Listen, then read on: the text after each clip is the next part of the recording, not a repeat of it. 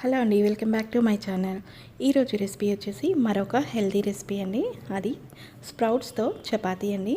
And ఇది చాలా healthy and morning బ్రేక్ఫాస్ట్కి ఇలా చేసుకుంటే చాలా టేస్టీగా అండ్ చాలా హెల్తీ కూడా. తప్పకుండా ట్రై చేయండి. అండ్ ఇలా స్ప్రౌట్స్ డైరెక్ట్ తినబుద్ధి కానప్పుడు ఇలా చేసుకుంటే చాలా బాగుంటుంది. అండ్ దీనికోసం ఒక బౌల్ స్ప్రౌట్స్ తీసుకొని మిక్స్ జార్లో వేసుకోవాలండి. అండ్ 5 to 6 గార్లిక్, 2 మిర్చి అండ్ కొద్దిగా సాల్ట్ వేసుకొని ఇది కొద్దిగా చిన్న చిన్న పీసెస్ అయ్యేలాగా మిక్స్ పట్టుకోవాలండి. మరీ మెత్తగా కాకుండా ఇలా అయితే సరిపోతుంది. ఇప్పుడు ఒక బౌల్లో 1.5 కప్ గోధుమ పిండి వేసుకోవాలండి. దీంట్లో మనం ముందుగా మిక్స్ చేసుకున్న స్ప్రౌట్స్ మిక్చర్ని దీంట్లో వేసుకోవాలండి. అండ్ దీంట్లో మిర్చి వేసాం కాబట్టి మనకి ఇది డైరెక్ట్ ఇలా తినొచ్చండి. అండ్ దీంట్లో 1 కప్ వరకు సన్నగా కట్ చేసుకున్న కొత్తిమీర వేసుకోవాలండి. అండ్ సన్నగా కట్ చేసుకున్న 2 కానీ మిర్చి వేసుకోవాలండి.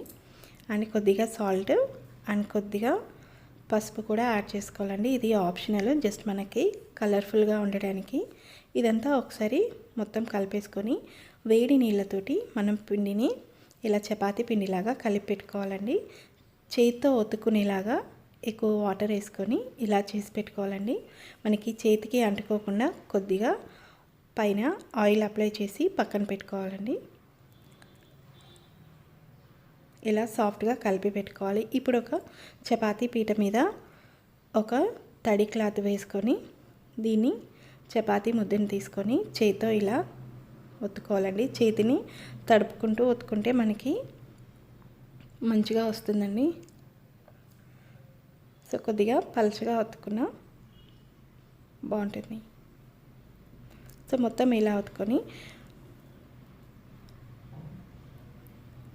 చపాతీ పాన్ మీద కొద్దిగా ఆయిల్ అప్లై చేసుకొని ఇలా క్లాత్ తోటి దాని మీద వేసుకోవాలండి. అండ్ ఇది సిమ్లో కాల్చుకుంటే మనకి స్ప్రౌట్స్ కూడా కొద్దిగా సాఫ్ట్ అవుతాయి అండ్ టేస్ట్ చాలా బాగుంటుందండి. సో కొద్దిగా ఆయిల్ కానీ గీ కానీ వేసుకొని కాల్చుకుంటే మన స్ప్రౌట్స్ చపాతీ అయితే రెడీ అయిపోతుందండి. సో మిగిలినవన్నీ కూడా ఇలా రెడీ చేసుకుంటే ఎంతో టేస్టీ అండ్ హెల్దీ అయిన స్ప్రౌట్స్ చపాతీ అయితే రెడీ అయిపోయింది. ఈ రెసిపీ మీకు నచ్చితే తప్పకుండా ట్రై చేయండి. అండ్ ఈ రెసిపీ మీకు నచ్చితే please like my video, share my video and please subscribe to my channel అండి. And thank you for watching.